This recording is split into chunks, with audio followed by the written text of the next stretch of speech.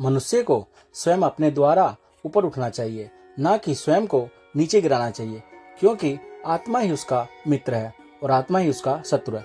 नमस्कार दोस्तों, स्वागत है आपका हमारे channel the glory of God on me पर। दोस्तों, भगवत गीता के दूसरे अध्याय से हमें आत्मा, मृत्यु, पुनर्जन्म और डिसीजन मेकिंग के बारे में सीखने को मिलता है, और गुस्से का सबसे बड़ा कारण और उसका निवारण क्या है, कैसे आप किसी भी परिस्थिति में खुश रह सकते हैं, यह भी आपको सीखने को मिलेगा। तो चलिए विस्तार से जानते हैं श्रीमद् भगवत गीता के दूसरे अध्याय से मिलने वाली सीख और शिक्षाओं के बारे में। श्रीमद् भगवत गीता अध्याय 2 सांघ्य योग। इस अध्याय की शुरुआत होती है जब धनुधर अर्जुन शोक कर रहे होते हैं कि अगर मैं युद्ध करूंगा तो मुझे पाप लगेगा, दुख प्राप्त होगा। अपनों को मारकर के कैसा दुख प्राप्त हो सकता है? वाकई में अगर आप समझते तो अर्जुन को कौरवों को मारने में कोई आपत्ति नहीं थी। उनको जो उनकी आंखों के सामने जो बुजुर्ग दिख रहे थे, जिनमें भीष्म पितामह, गुरु द्रोणाचार्य, गुरु कृपाचार्य, उनको मारने में अर्जुन को लग रहा था कि ये बड़ा मुश्किल होने वाला है। बुजुर्गों को कैसे मारा जा सकता है, कैसे इस युद्ध में आगे जाया जा सकता है, ऐसी बहुत सारी बातें जो थी जिनका सहारा अर्जुन ने लेना शुरू किया। तो क्या अर्जुन घबरा चुके थे?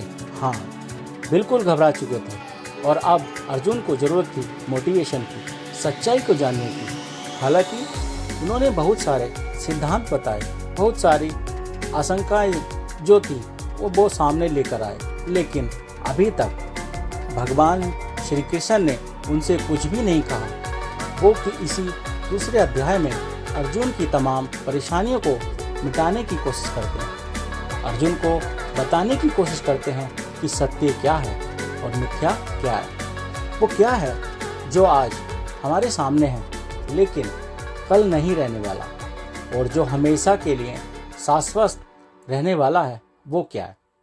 भगवान श्री कृष्ण इस अध्याय में बताते हैं, जब अर्जुन को यह समझ में आता है कि मैं बहुत सारी आशंकाओं में घिर गया हूँ, मेरे सामने जीवन की बहुत बड़ी चुनौतियाँ आ गई हैं, तो अर्जुन भगवान श्री कृष्ण से कहते हैं, हे कृष्ण, अब मैं आपका शिष्य हूँ, आपका शरणागत हूँ, कृपया मुझे उपदेश दें। जीवन आप तमाम चुनौतियों में घिर जाते हैं, तब आपको समझ में आता है कि जीवन का वास्तविक अर्थ समझने के लिए मुझे किसी और प्रमाणित सद्गुरु की आवश्यकता है, जो हमें सही मार्ग दिखाकर हमारा मार्गदर्शन कर सके। और अर्जुन के सामने तो साक्षात भगवान श्री कृष्ण खड़े थे।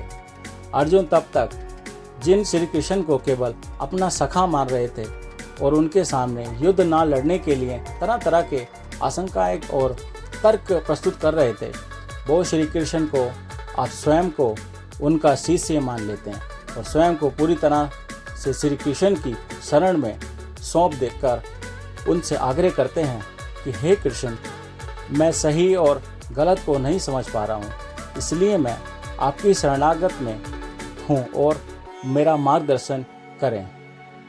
श्री कृष्ण मुस्कुराकर जो अर्जुन की ओर देखते हैं, भला कोई इंसान उनके हृदय से कोई मांग रहा है और वे नहीं दे, ऐसा भी हो सकता है क्या? और यहाँ यही है, शुरू होता है भगवत गीता का वो ज्ञान जो आपको भी अर्जुन की तरह ध्यान से सुनना और समझना चाहिए। श्री कृष्ण कहते हैं, हे अर्जुन, ये तुम्हें अचानक क्या हो गया है? तुम जैसे योद्धा को किसी दूसरे की मृत्यु को लेकर डरना नहीं चाहिए, और वैसे भी तुम्हें क्या लगता है ये लोग तुम्हारे मारने से मर जाएंगे और तुम ही इनको मार के इन सब लोगों को मार दोगे? तुम्हारा भी पिछला जन्म हुआ है और इनका भी जन्म पिछला है, इसलिए जैसा तुम सोचकर दुखी हो रहे हो वह ज्ञान तुम्हारा अधूरा है। और रही बात इनकी मृत्यु की के पाप की, तो तुम्हें नहीं लगेगा, तो यह समझ लो, इनको मारने वाला तुम नहीं बल्कि मैं हूँ। तुम तो उनकी मृत्यु का मात्र एक कारण हो, और ये लोग मरने के बाद मेरे ही पास आएंगे, क्योंकि ये लोग शरीर नहीं बल्कि आत्मा है, और आत्मा को किसी भी तरह से नष्ट नहीं किया जा सकता। आत्मा तो अगले जन्म के लिए शरीर को उसी तरह से छोड़ देती है जिस तरह से तुम अपने पुराने वस्त्र बदलकर नए वस्त्र धारण कर लेते हो। आत्मा ना तो कभी मरती है और ना ही कभी उसे मारा जा सकता है। इस आत्मा को कभी शस्त्र द्वारा खंड किया जा सकता है, ना अग्नि द्वारा जलाया जा सकता है, ना जल द्वारा भिगोया जा सकता है और ना ही वायु द्वारा सुखाया जा सकता। आत्मा तो बार बार नया जन्म लेकर हर बार नया शरीर धारण कर लेती है। यही प्रकृति का चक्र है। हे अर्जुन, जन्म देने वाला और मारने वाला मैं ही हूँ। अब तुम यह बताओ, क्या तुम किसी मरे हुए प्राणी को जीवित कर सकते हो? अगर तुम मरे हुए को जीवन नहीं दे सकते तो जीवित को भी मार नहीं सकते, क्योंकि जीवन देने वाला भी मैं ही हूँ और जीवन लेने वाला भी मैं ही हूँ, और इनकी मृत्यु मेरे हाथों लिखी है। जब प्रकृति ऐसे ही चलती है तो भला तुम इसके जिम्मेदार कैसे हुए? अर्जुन, जिस क्षत्रिय को जीवन में युद्ध करने का अवसर प्राप्त हुआ है वह न केवल भाग्यशाली है बल्कि उसका तो धर्म और कर्म ही युद्ध करना है। अगर तुमने यह युद्ध नहीं किया तो इसका मतलब यह होगा कि तुमने अपना धर्म और कर्म अच्छी तरह से नहीं निभाया, और इसलिए तुम्हारा नाम के साथ कलंक जुड़ जाएगा। और तुम्हारे जैसे योद्धा के लिए तो कलंक उसकी मृत्यु से भी बड़ा होता है। जो लोग तुम्हें बहुत सम्मान दिया करते थे वही लोग तुम्हारी बहुत बुराइयां करने लगेंगे, तुम्हारा उपहास करेंगे, तुम्हारी वीरता पर सवाल उठाएंगे। इसलिए अर्जुन, तुम सुख दुख, हार जीत और लाभ हानि को छोड़कर अपने विचारों को स्थिर करो और युद्ध के लिए धनुष उठाओ, जिससे या तो तुम युद्ध में मारे जाकर मेरी ही शरण में आ जाओगे या फिर विजेता बनकर धरती पर ही सुख भोगोगे। हे अर्जुन, तुमने आज तक जितना भी सीखा है वो मेरे इस दिव्य ज्ञान के आगे बहुत छोटा है। तुम्हें अपने निश्चित कर्मों का पालन करने का अधिकार है, लेकिन तुम अपने कर्मों के फलस्वरूप प्राप्त करने के अधिकारी नहीं हो। तुम स्वयं को अपने कर्मों के फल का कारण मत मानो और ना ही अकर्मों रहने के आसक्ति रखो। तुम कर्म करने से पहले ही उसके परिणाम के बारे में सोच रहे हो, जबकि तुम्हें यह जान लेना चाहिए कि फल देने वाला मैं हूँ और कर्म करने वाला तुम हो। तुम अपना काम करो और मैं अवश्य ही अपना काम करूँगा। इस बात पर अर्जुन ने श्री कृष्ण से सवाल किया कि आपने मुझे अपने विचारों को स्थिर रखने यानी अपने इमोशन थॉट्स को कंट्रोल करने को कहा है, तो यह मैं कैसे करूं? इस पर श्री कृष्ण कहते हैं, जो व्यक्ति अपने मन की सभी इच्छाओं और अपने कर्मों के फल के बारे में सोचना बंद कर देता है वही स्थिर बुद्धि कहलाता है। ऐसे व्यक्ति को ना तो स्वयं के बारे में बुरा होने से दुख होता है और ना ही किसी अच्छे काम की इत्यादि खुशी होती है।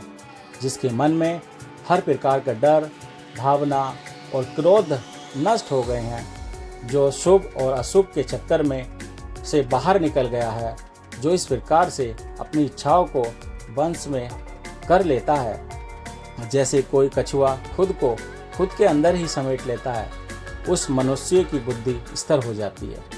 क्योंकि अपनी इच्छाओं के बारे में सोचने हुए हमें वो इच्छाएं अपनी अच्छी लगने लगती हैं, फिर उन इच्छाओं को पूरा करने का मन करने लगता है। परंतु जब उन इच्छाओं को पूरा करने में रुकावट आती है तो फिर हमें क्रोध आता है, और क्रोध आने पर इंसान पागल हो जाता है और फिर वह अपने कर्म और धर्म भूलकर स्वयं ही अपनी स्थिति से नीचे गिर जाता है।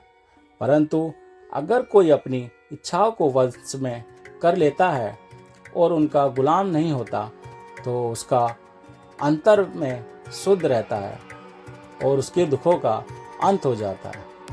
और जब दुख ही समाप्त हो जाते हैं तो उसकी बुद्धि स्थिर हो जाती है। परंतु जिसकी इच्छाएं और कामनाएं मन से नहीं जाती वो मनुष्य कभी शांति से नहीं रह पाता। और जब शांति ही नहीं रहेगी तो वह खुश कैसे रहेगा। भला उसकी हालत तो उस नाव की तरह होती है जिसको उसकी इच्छाओं की हवास की दिशा से बहा कर ले जाती है। स्थिर बुद्धि वाला प्राणी तो समुद्र की तरह है, चाहे कितनी भी नदियां आकर मिले तब भी उसे कोई फर्क नहीं पड़ता। और इस तरह का बुद्धि वाला प्राणी मृत्यु के बाद मेरी ही शरण में आता है। दोस्तों, आप में से बहुत से लोग होंगे जो अपने प्रियजनों को खो देते हैं, और आज तक आप लोगों में से जिसने भी अपने किसी प्रियजन को मृत्यु के द्वारा इस संसार से नहीं खोया, उसको भी यह जान लेना चाहिए कि उनकी ज़िंदगी में भी उनके सबसे प्रिय, यहाँ तक कि उनकी भी मृत्यु एक दिन जरूर होगी। लेकिन इससे उदास होने की कोई आवश्यकता नहीं है, क्योंकि खुद भगवान ने कहा है वो मृत्यु के बाद भी नहीं रहेंगे, लेकिन उस समय हम किसी न किसी रूप में इस ब्रह्मांड में जरूर रहेंगे। तो इसलिए हमें मौत से नहीं डरना चाहिए, क्योंकि या तो हमारा पुनर्जन्म होगा या फिर हम परमात्मा में हमेशा के लिए मिल जाएंगे। जब सब लोग आखिर में एक ही जगह मिल जाएंगे तो फिर क्या भावुक होना, और यही प्रकृति का नियम भी है। हम सिर्फ ये शरीर मात्र नहीं है जो हमें डरने की ज़रूरत है, हम आत्मा हैं और उस परमात्मा का ही अंश है जिसको हम भगवान कहते हैं। और अगर हमें बनाने वाला भगवान है तो हमें उससे ही मिलने का प्रयत्न करना चाहिए। यह दुनिया तो मात्र इस इबर का एक मायाजाल है।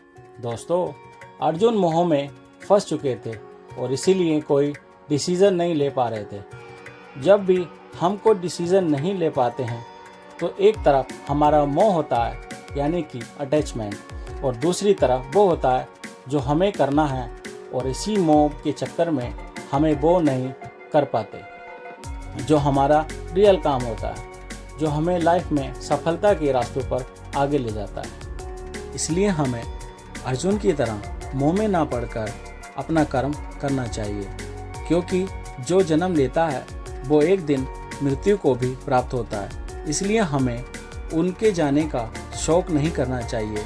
यही प्रकृति का चक्र है। भगवान कहते हैं हमें कभी भी किसी चीज़ का अहंकार नहीं करना चाहिए, क्योंकि जो आज तुम्हारा है वो कल किसी और का होगा। वास्तव में मनुष्य ना जन्म लेने पर कुछ अपने हाथ में लेके आता है और ना ही मरने के बाद अपने साथ लेके जाता है। ये सब यही रह जाता है। जिस धन का या वस्तु पर तुम अहंकार करते हो उसे भगवान ने तुम्हें देख रेख यानी कि वॉच कीपर के लिए सौंपा है, ना कि तुम उसे अपना समझ बैठो। दोस्तों, आपको ये श्रीमद् भागवत गीता के दूसरे अध्याय की ये व्याख्या जरूर पसंद आई होगी और आपको इससे बहुत कुछ सीखने को मिला होगा। इस वीडियो से आपने क्या सीखा हमें कमेंट करके ज़रूर बताइए। अगर इस वीडियो में कोई त्रुटि या गलती हो गई हो तो मैं क्षमा प्रार्थी हूँ। मिलते हैं श्रीमद् भगवत गीता के तीसरे अध्याय में आसान और सरल व्याख्या के साथ। अपना ख्याल रखिए, स्वस्थ रहिए, खुश रहिए। जय श्री कृष्णा।